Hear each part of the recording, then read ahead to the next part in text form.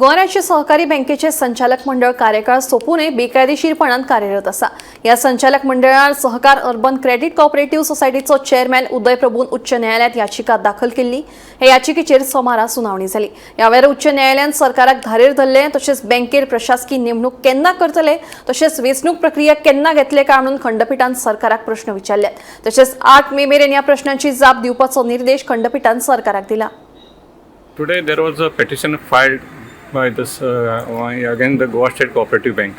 What is that petition and what is the order in it? Yes, so today my client Mr. Uday Prabhu on behalf of his society had filed a writ petition before this honorable court in respect of elections to the Goa Cooperative Bank. The prayers made in the petition was in respect of how the board of directors are continuing in their office after expiry of their term, and can they continue to hold their office after expiry of their term.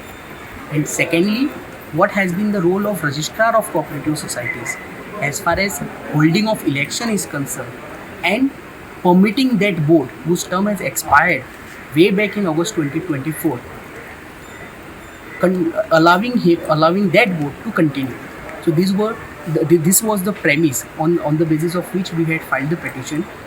It is our case that in terms of provisions of the Goa Cooperative Societies Act, a society where there is a government shareholding, the registrar of cooperative society has to conduct and complete the process of election and appoint a new board before the expiry of the term.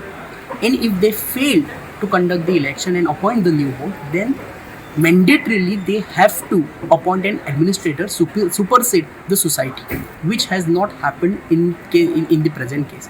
The elections for the Goa State Cooperative Society was due way back in August 2024. Registrar of Cooperative Societies ought to have exercised their jurisdiction, appointed a new board before August 2024, which the Registrar of Cooperative Society has failed. And further, the registrar has illegally permitted that board of directors to continue even after expiry of their term.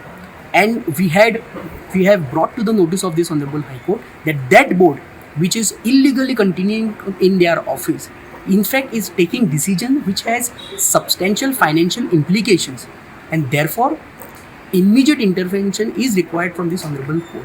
Now this Honorable Court was pleased to hear us.